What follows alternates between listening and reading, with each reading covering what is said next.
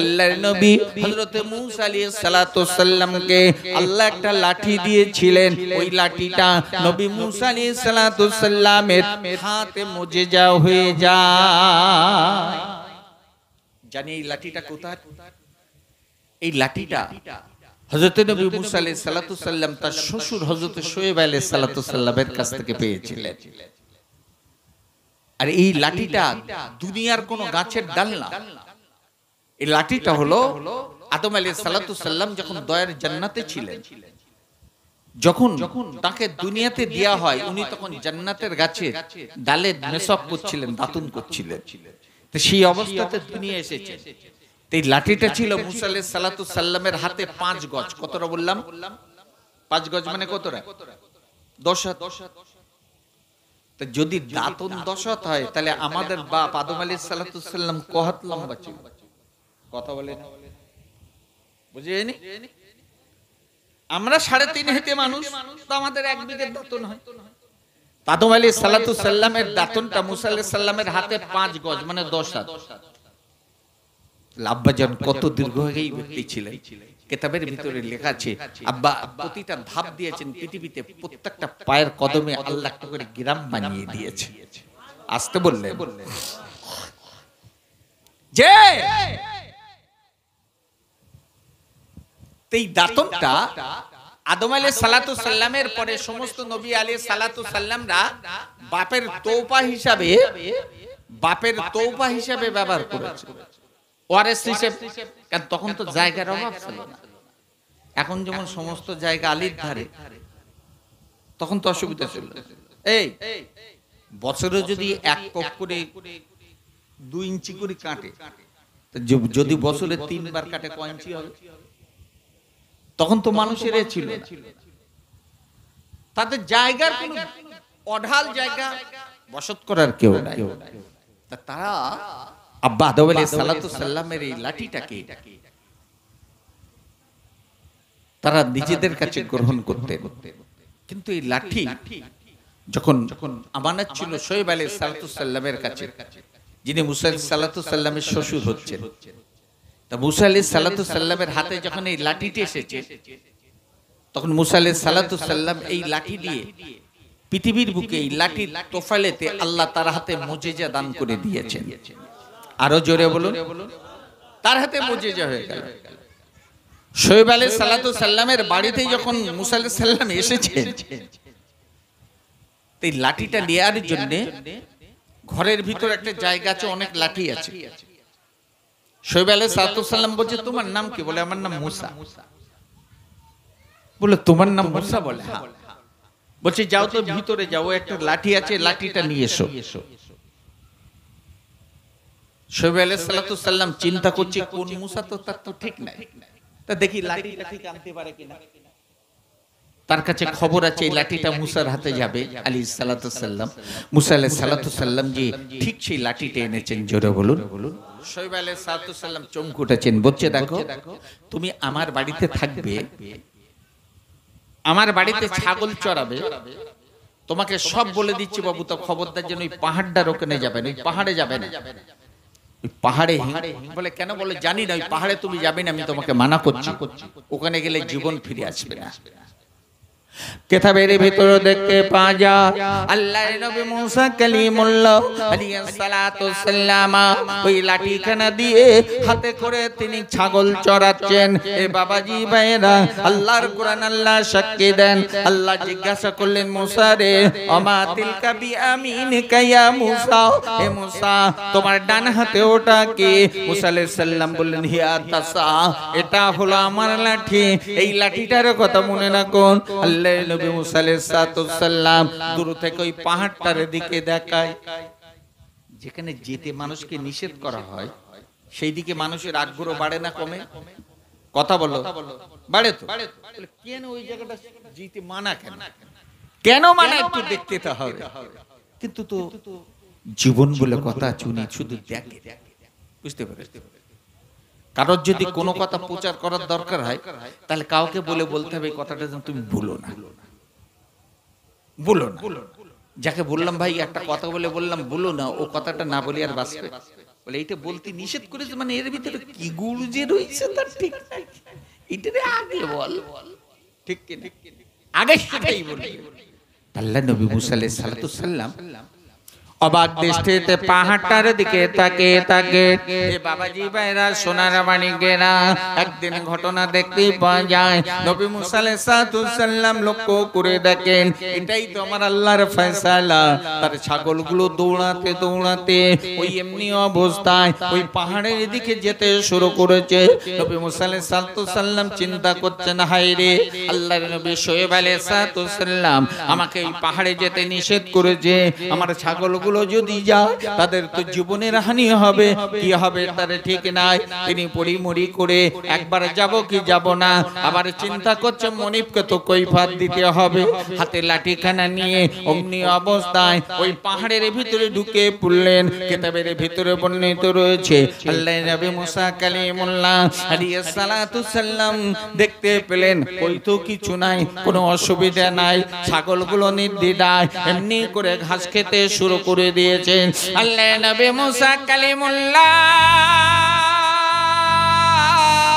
এই অবস্থা তিনি চারওয়ানার কাজ করে চলছেন, ক্লান্তি এসেছে, পাশে লাঠিখানা রেখেছেন। শোয়েব আলাইহিস সালাতু সাল্লাম বলেছিলেন, হে মুসা, এই লাঠিটা যেন কখনো তোমার হাত ছাড়া করবে না, সর্বসময় হাতেতে রেখে দেবে। কিন্তু লোহাই রেহাই লক্ষ্য কি এমলা পাকের মাকড় বোঝা যায় না, অমনিতে পাশে রেখে তিনি একটু তো হাতে রেখে তন্দারা এসে গেছে। তন্দারা যদি আসে, ঘুম যদি আসে, নিন যদি আসে, লাঠি কি আর হাতে থাকবে? ও তো হাত থেকে খসে যাবে। আল্লাহর নবী মুসা কালিমুল্লাহ আলাইহিস সালাতু সাল্লাম অমনি পাহাড়ের উপরে শুয়ে পড়েছেন, ক্লান্তি এসে গেছে, পাশে লাঠিটা। কিন্তু দীর্ঘক্ষণ সময় পার হয়ে গেল। নবী মুসা আলাইহিস সালাতু সাল্লাম অবাক চমকে উঠলেন, হায় রে, আমি তো ঘুমিয়ে পড়লাম, আমার লাঠিটা কোথায়? এটা তো আমার হাত ছাড়া করার কথা, নিষেধ। আর এটা নিষেধ মানে জায়গা, বিপদের জায়গা। আল্লাহর নবী মুসা কালিমুল্লাহ আলাইহিস সালাতু সাল্লাম ওই সময় লক্ষ্য করে দেখেন লাঠিটা পাশে রয়েছে। হঠাৎ লাঠিটা নিয়ে এদিক ওদিক তাকিয়ে দেখলেন যে পাহাড়ের ভিতরে মস্ত একটা অজগর সাপ এই লাঠি পেটা করে কে যেন মেরে দিয়েছে। জোরে বলুন। মুসা আলাইহিস সালাতু সাল্লাম চিন্তা করলেন, কি জানি তার বিপদ তো ঠিক নাই। ছাগলগুলো নিয়ে চলে এসেছে, মনটা ভার। শোয়েব আলাইহিস সালাতু সাল্লাম জিজ্ঞেস করছে, মুসা আলাইহিস সালাতু সাল্লাম মন ভার? বলে, আল্লাহর নবী, আপনি আমার বেয়াদবি নেবেন না, আপনি আমাকে যেতে নিষেধ করেছিলেন, কিন্তু হায় রে হায়, দেখতে পাওয়া গেল আপনার ছাগলগুলো ওদিকে দৌড় শুরু করে দিল। আমি ছাগলগুলোকে তাকাতে গিয়ে ওই পাহাড়েতে গিয়েছিলাম, হাতে লাঠিটা নিয়ে আমি ক্লান্ত অবস্থায় পড়েছিলাম, এই ঘটনা ঘটে গেল। আল্লাহর নবী হযরত শোয়েব আলাইহিস সালাতু সাল্লাম নবী মুসা আলাইহিস সালাতু সাল্লামের দিকে অবাক দৃষ্টিতে কে রইলেন। তুমি হাকিকাতান মুসা। আবার এই কথা বলার উদ্দেশ্য হলো এই লাঠিটা আদম আলাইহিস সালাতু সাল্লাম থেকে নবী শোয়েব আলাইহিস সালাতু সাল্লাম পর্যন্ত সমস্ত নবীরা হাতে করে বয়েছেন, কেউ ফায়দা উঠাতে পারেন নাই।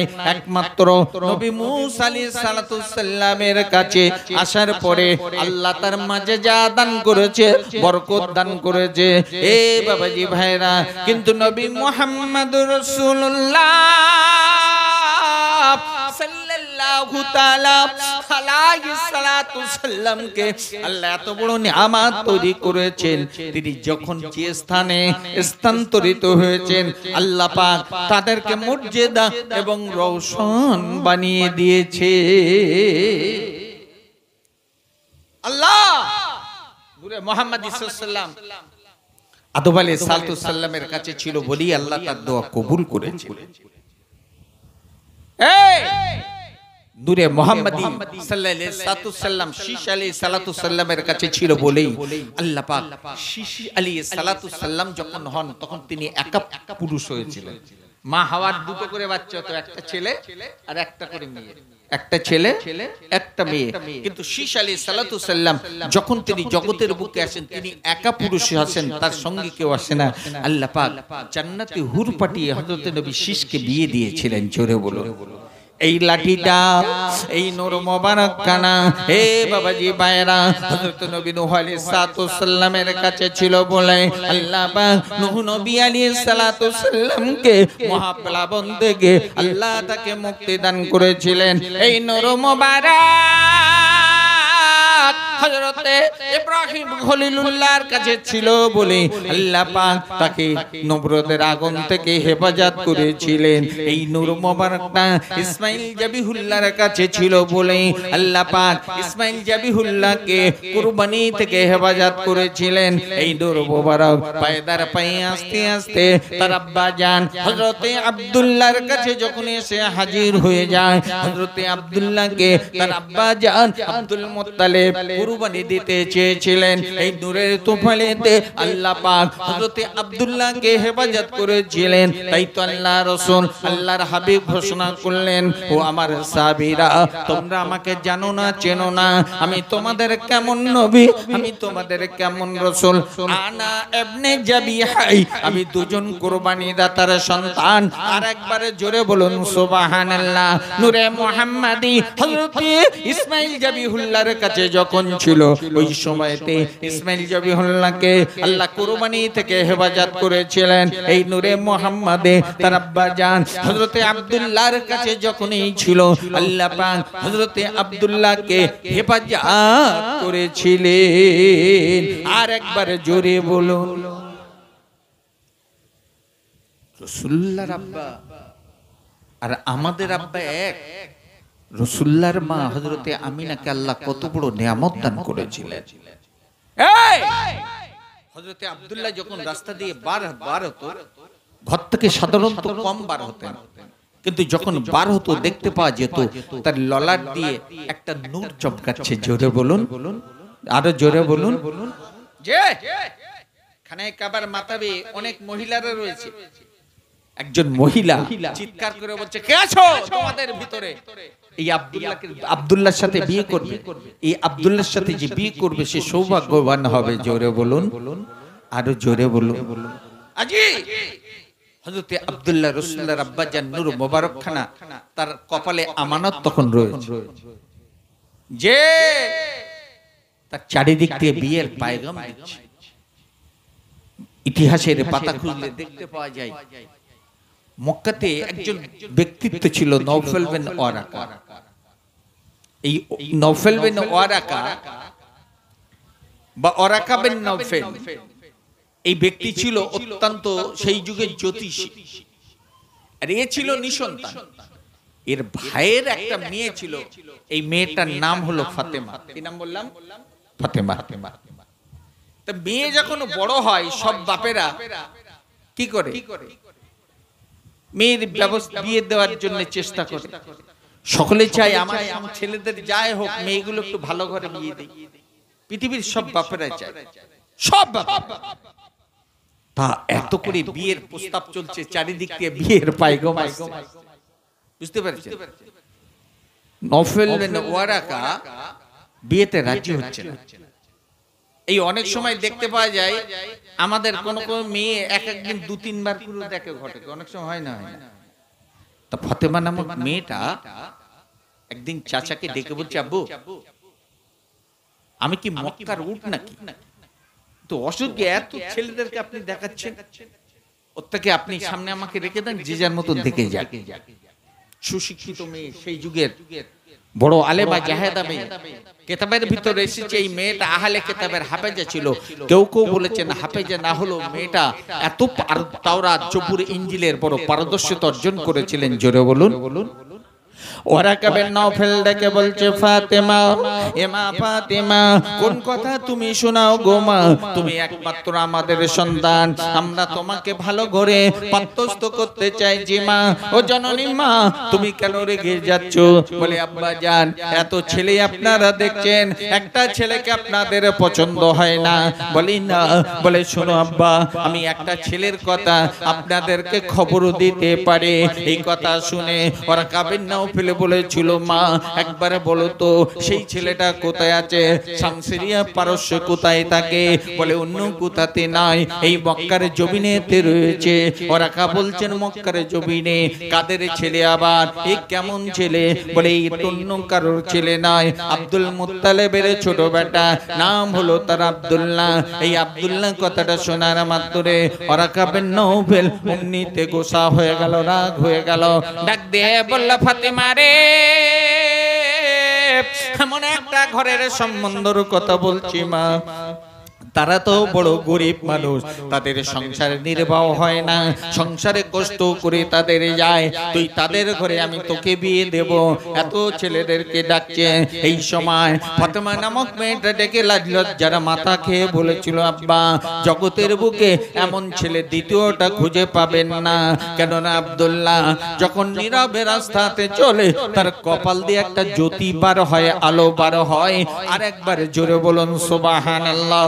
ওরাকা বিন নওফেল এই কথাটা শোনার বাদে চিন্তা করলেন, হায় রে আমাদের তো সম্পত্তির অভাব নাই। এই কথা শুনে ওরাকা বিন নওফেল বলল আব্দুল মুত্তালিবের কিছু নাই। এই কথা শোনার পরে ফাতেমা নামক মেয়েটা বলেছিল আব্বা জান আপনার টাকা আছে, অর্থ আছে, অসুবিধে তা কিছু নাই, কিন্তু আব্দুল মুত্তালিবকে আল্লাহ যা সম্মান দান করেছেন, আল্লাহ যা সম্মান ইজ্জত তাকে দিয়েছে, আপনাকে সেই ইজ্জত দেন নাই।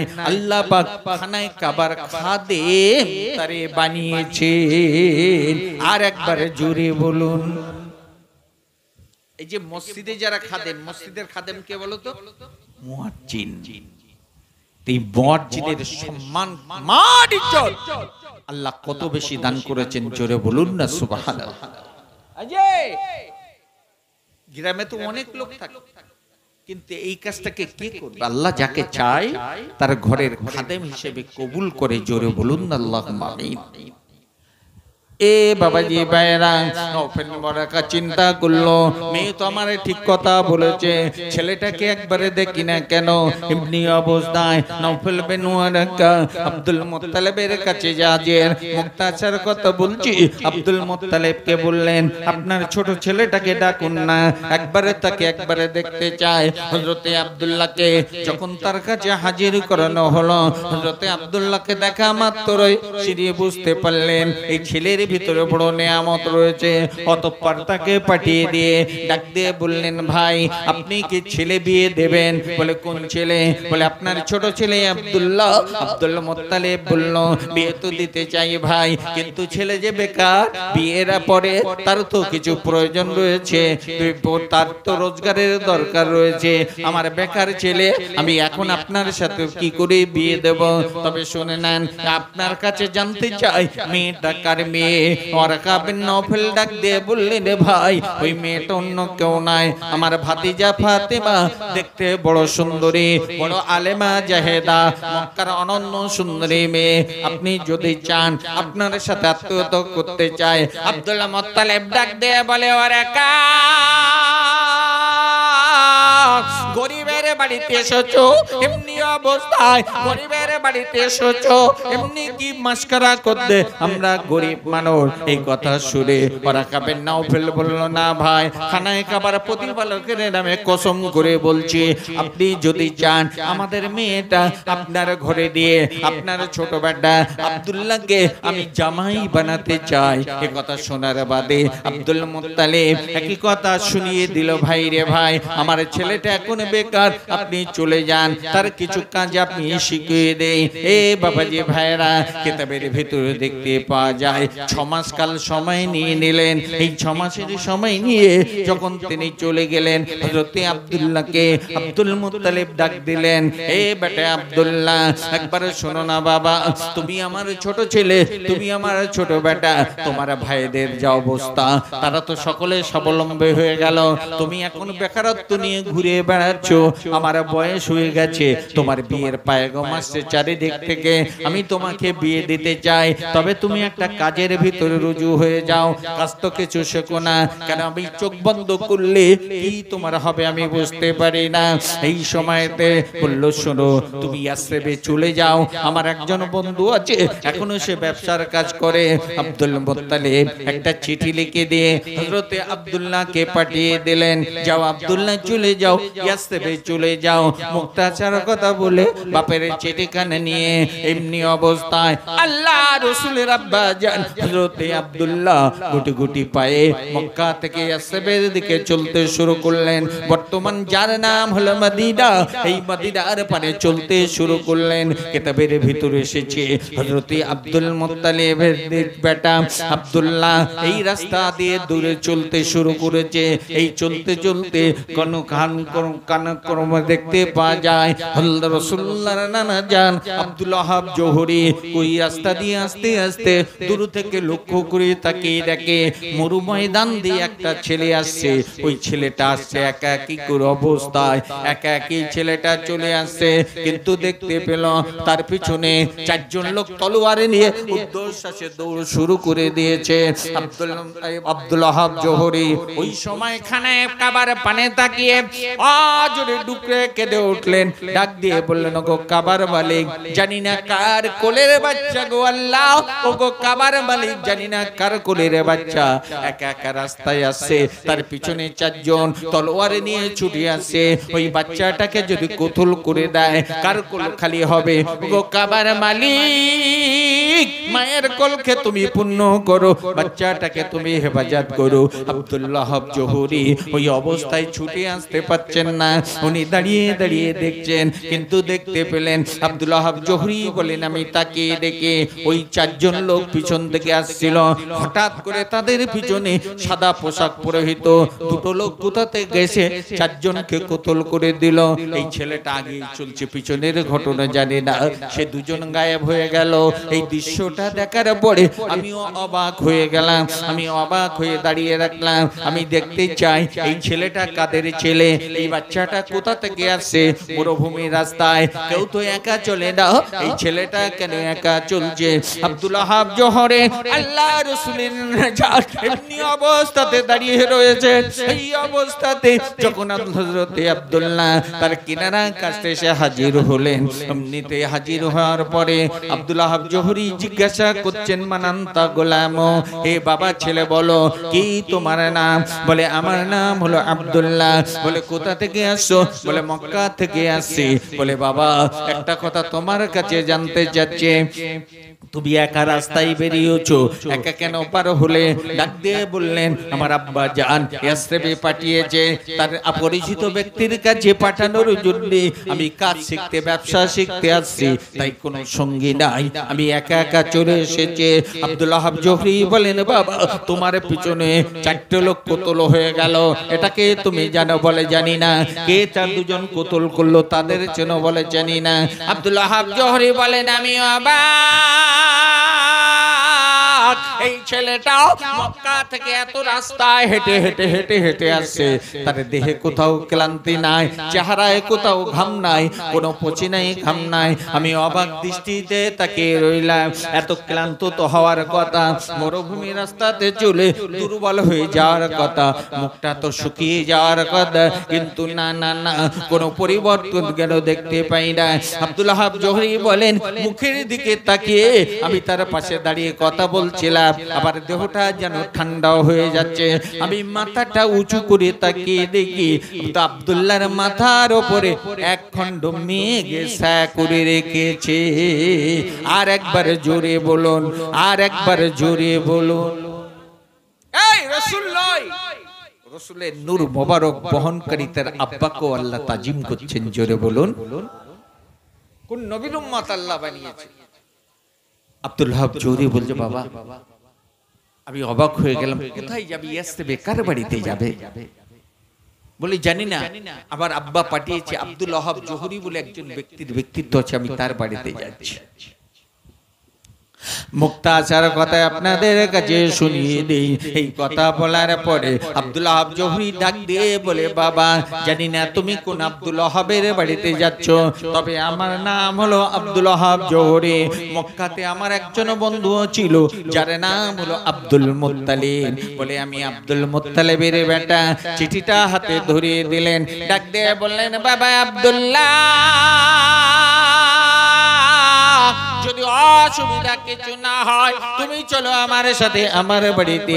হযরত আব্দুল্লাহ রাসূলুল্লাহর আব্বাকে সাথে করে নিয়ে অমনিতে তিনি বাড়িতে চলে গেলেন। মুক্তাসার কথা বলি, কিতাবের ভিতরে বর্ণিত রয়েছে আব্দুল ওয়াহাব জোহরি বলছেন, জীবনে অনেক ব্যবসা করলাম, আব্দুল্লাহকে নিয়ে ব্যবসা শুরু করে দিয়েছি, কিন্তু এক মঞ্জিলে জীবনে এত ব্যবসা করলাম, এমন ব্যবসা কখনো হয় না। আমি বড় অবাক হয়ে গেলাম। আমার আব্দুল্লাহকে সাথে করে নিয়ে একটা মঞ্জিলে যে মাল কিনলাম, ওই মালটা নিয়ে অন্য মঞ্জিলে পৌঁছানোর আগে মাল বিক্রি হয়ে যায়, বেশি লাভ হয়, অনেক অর্থ উপার্জন হয়। আর একবার জোরে বলুন সুবহানাল্লাহ। আমি আব্দুল্লাহকে নিয়ে সিরিয়ার ভিতর দিয়ে চলছি, এই সময় একজন পাদ্রী আমাদেরকে দাওয়াত করলো। সে আমাকে দাওয়াত করার পরে আমরা তার দাওয়াত খেতে গেলাম। দাওয়াত খেতে যাওয়ার পরে পাদ্রী জিজ্ঞাসা করে বলছে, আপনারা কি সকলে এসেছেন? বলছে হ্যাঁ আমরা সকলে এলাম। পাদ্রী বলল, না মনে হয় কাউকে রেখে এসেছেন। আব্দুল ওয়াহাব জোহরি বলছে, আমার মনে পড়ে গেল। আমি ডাক দিয়ে বললাম, ভাই ওগো পাদ্রী সাহেব, আমাদের মালগুলো পাহারা দেওয়ার জন্য আমাদের একজন যুবককে আমরা বাড়িতে রেখে চলে এসে পাহারা দিতে রেখে এসেছি। এই কথা শুনে পাদ্রী ডাক দিয়ে বললেন, হে ভাই জান্নাত, ওই যুবকটাকে পাঠিয়ে দেন, ওই যুবকটা আমার দরকার। কারণ আমি আসমানের দিকে তাকিয়ে দেখেছি এই যুবকটা আপনাদের ভিতরে রয়েছে। এই মুক্তাচার কথা বললাম। এমনি অবস্থায় আব্দুল্লাহ রাসূলের আব্বা জানকে দিয়ে যখন এমনি করে পাদ্রীর সম্মুখে হাজির, পাদ্রী এই দৃশ্যটা দেখে বলল, হ্যাঁ হ্যাঁ এই তো সেই ছেলে, এই ছেলে আখিরি নবীর বাপ। এই ছেলের গর্ভে ঔরসে আল্লাহ পাক রাহমাতাল লিল আলামিন কে পাঠিয়ে দেবে। আর একবার জোরে বলুন, আর একবার জোরে বলুন দরুদ শরীফ, আল্লাহুম্মা সাল্লি আলা।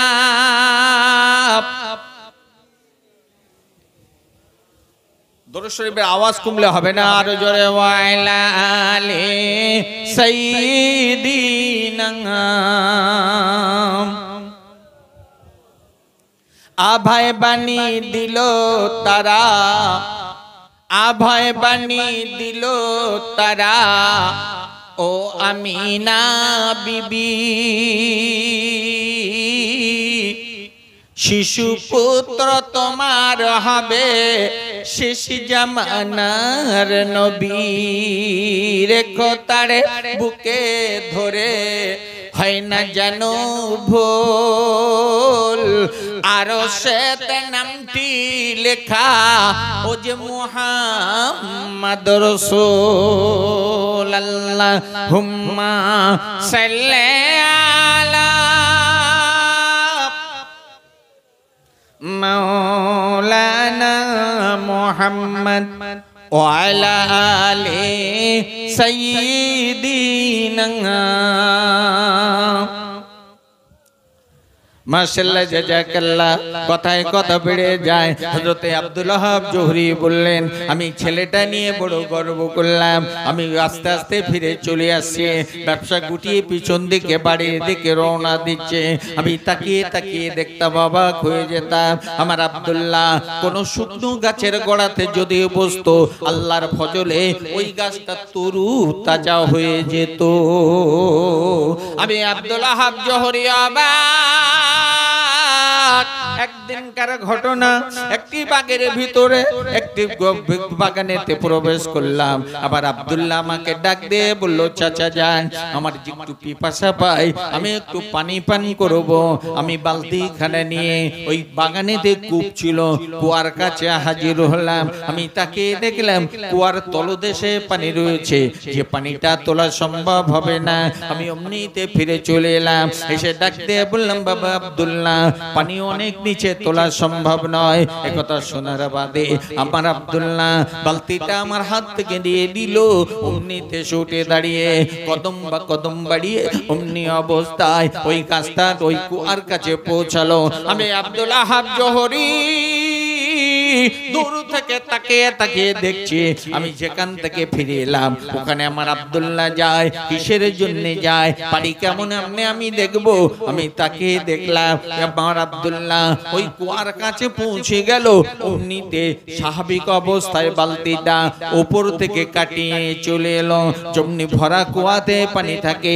এই দৃশ্যটা দেখার পরে আমার আব্দুল্লাহ যখন ফিরে এসেছে আমি দৌড়ে ছুটে চলে গেলাম। আমি ছুটে চলে গিয়ে লক্ষ্য করে দেখলাম আমার আব্দুল্লাহর আগমনের তোফালেতে আল্লাহ কুয়াটাকে পানি পূর্ণ করে দিয়েছে। আর একবার জোরে বলুন আল্লাহ কোন নসল থেকে রসুলকে পাঠিয়ে দিচ্ছেন। আমি বাড়ি চলে এলাম। বাড়ি চলে আসার বাদে আব্দুল্লাহ আমাকে ডেকে বললাম, চাচা যান, কয়েক মাস হলো বাড়ি থেকে এসেছি, বাড়িতে যাওয়ার একটু ইচ্ছা হয়, আমি একটু বাড়িতে যাব, আপনি আমাকে অনুমতি দেন। আল্লাহ রসুলের আব্বা জান হযরতে আব্দুল্লাহ অমনি অবস্থাতে ইয়াসরিব থেকে মক্কাতে ফিরে চলে এসেছে।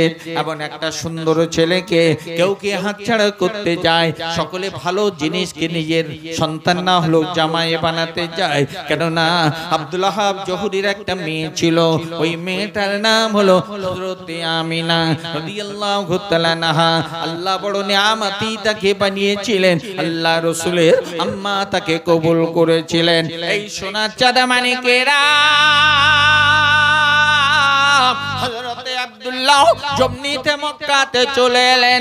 আব্দুল আহাব জোহরি মক্কাতে একটা চিঠি লিখে দিল, বন্ধু গো, দীর্ঘদিনে একসাথে ব্যবসা বাণিজ্য করেছি, বয়সে আপনার বেশি কম হওয়ার কারণে আপনার সাথে আত্মীয়তা হয় না, তবে খানায় কাবার মাবুদের বড় দয়া হয়, আপনার বেটাটা যদি আপনি বাদ দিয়ে দেন, আমার একমাত্র কলিজার টুকরে হযরতে আমিনা, আবার আমিনার সাথে বিয়ে দিয়ে আপনাকে আত্মীয়তা বানাতে চাই। এই কথা শোনার বাদে দেখতে পাওয়া গেল অমনি অবস্থায় হযরতে আব্দুল মুত্তালিব আব্দুল্লাহকে ডাক দিয়ে বললেন, বাবা আব্দুল্লাহ একটু আমার কাছে চলে এসো, বাবা একবারে চলে এসো না। বলে তুমি ইয়াসরিবে থাকতে? বলে জি হ্যাঁ। তোমার চাচার বাড়িতে থাকতে? বলে হ্যাঁ। বলে ওই বাড়িতে একটা মেয়ে আছে, ওই মেয়েটাকে তুমি চেনো, যার নাম হলো আমিনা। হযরতে আব্দুল্লাহ মুখের দিকে অবাক দৃষ্টিতে তাকিয়ে রয়েছেন। আব্দুল্লাহ মুত্তালিব বলে, ডাকিয়ে আছো কেন, বলো তুমি দেখেছো কি দেখো নাই? হযরতে আব্দুল্লাহ ডাক দিয়ে বলেন, আব্বা জান ওই বাড়িতে যে একটা মেয়ে আছে, আমি তার দেখা তো দূরের কথা, তার কোনো নিশানা কোনোদিন পাই না। আর একবার জোরে বলো। এই আপনাদের কথা দূরে থাকে, আমার মতো মৌলবী যদি কারোর বাড়িতে যায়, ওর মাচার তলায় কি আছে বলতে পারবো না, পারবো না। খাটের তলায় কি আছে, একদিন দুদিন পাঁচ দিন থাকতে থাকতে শরিয়াত ইসলাম এমনি পর্দা পতাকা তৈরি করেনি। নামাজ পড়াটা যেমন ফরজ, পর্দা করাটাও তেমন ফরজ। বুঝতে পারো, যদি পর্দা থাকতো তাহলে এত জেনা বেবিচারি হতো না, এত খুন ধর্ষণ জীবনহানি হতো না। হতো আরজি করের একটা ঘটনাকে কেন্দ্র করে আজকে প্রায় এক মাস কাল চলতেছে। কোথায় আজকে মাসের কত তারিখ? 4 তারিখ, ইংরেজি 5 তারিখ। তা 5 তারিখ চলছে, প্রায় মাসের কাছাকাছি পৌঁছে গেল। রাস্তায় আন্দোলন হচ্ছে। আচ্ছা এই কি ধর্ষণ খুন বন্ধ হয়েছে? একটাও কথা বলে না। হয়েছে? এত কিছু হচ্ছে এরপরেও হয়েছে। আশেপাশে চারিদিকে মিডিয়া খুললে প্রতিদিন দেখতে পাওয়া যায়। তার মূলত কারণ হলো আজকে যদি পর্দার ভিতরে শরিয়াত যে গণ্ডি দিয়েছে, এই গণ্ডির ভিতরে যদি আমরা জীবন যাপন করতে পারতাম, একটা পুরুষ তার চোখ হেফাজত থাকতো, একটা নারীও সুরক্ষিত থাকতো। জোরে বলুন, আরো জোরে বলুন। বুঝে যায়নি কথা? তো বললো তাই বলা। তাহলে একটু আল্লাহ রাসূলের জননী হযরতে আমিনা রাদিয়াল্লাহু তাআলা আনহার সম্পর্কে কিছু তথ্য আপনাদের কাছে দেয়া দরকার আছে। আল্লাহ কত বড় আলেমা জাহেদা তাকে বানিয়েছিলেন, শুনলে বড় অবাক হয়ে যাবেন। তার আগে আরেকবার একটু দরুদ শরীফ, আল্লাহুম্মা সাল্লি আলা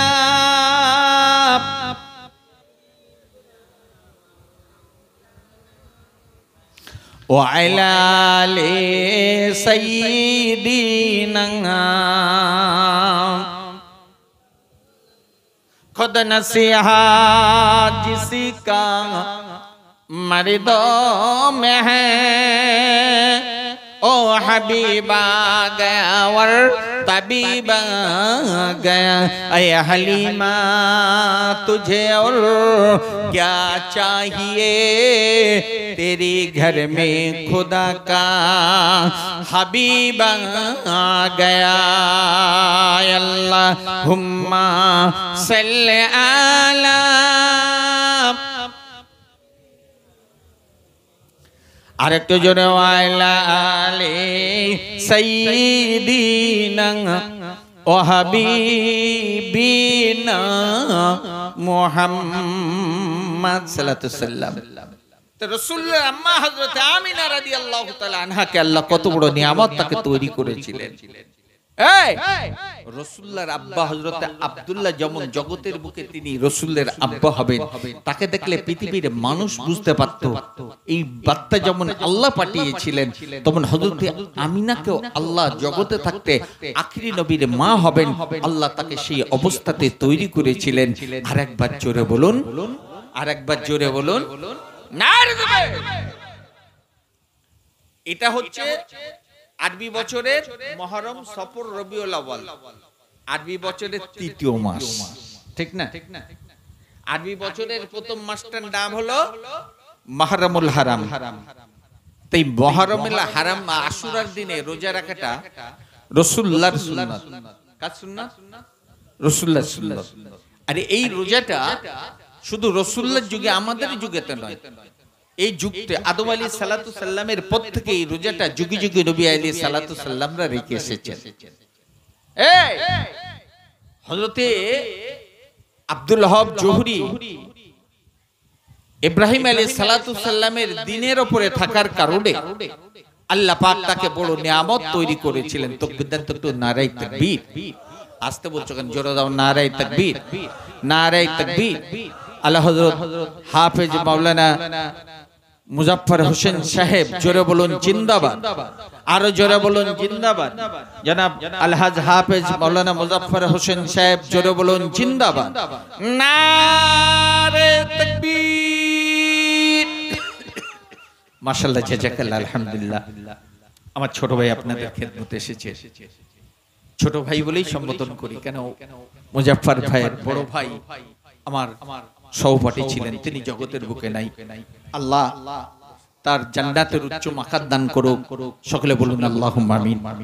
এখন আমি তো বাড়ির মানুষ, আমার ছোট ভাই এসেছে, বাংলা আসামের অত্যন্ত জনপ্রিয় একজন কণ্ঠশিল্পী, শুধু নয় সুবক্তা। তার কণ্ঠের মূল্যবান বাণী আপনারা শ্রবণ করুন। আল্লাহ রাজি থাকলে আবার এই নূরে মুহাম্মদ সাল্লাল্লাহু আলাইহি ওয়াসাল্লামের উপরে রেখে আলোচনা করার চেষ্টা করব, বাদ মর্জি আল্লাহ পাকের। তবে আমি আপনাদের কাছে একটা কথা নিবেদন করছি, আল্লাহ পাক এই নবীর উম্মত করেছেন, যার শুকর আদা করে সারা জীবনে শেষ করতে পারবো না। আল্লাহ আমাকে আপনাকে জান্নাতি বানিয়েছেন, জোরে বলুন, আরো জোরে বলুন।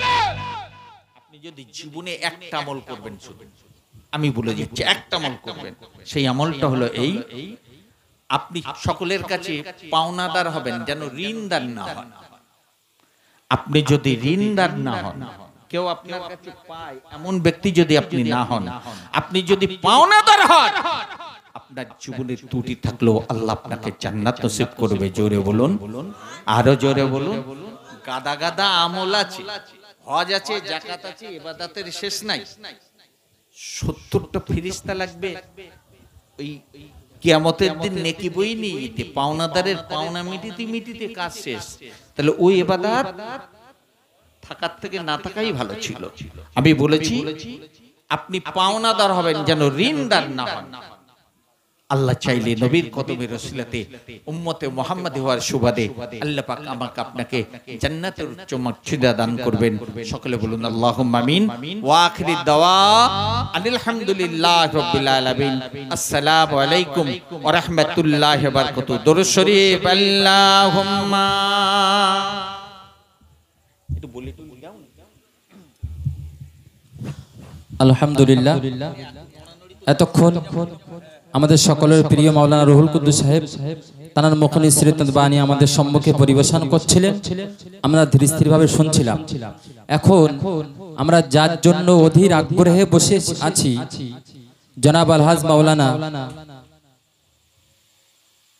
মুজাফফর হোসেন সাহেব, তিনি আসন্ন, তিনি এখনই আমাদের সম্মুখে কোরআন হাদিসের তত্ত্বভিত্তিক আলোচনা পরিবেশন করবেন। আমরা ধীর স্থিরভাবে শ্রবণ করব। বিশেষ করে আমরা মা বোনেরা বলছিলেন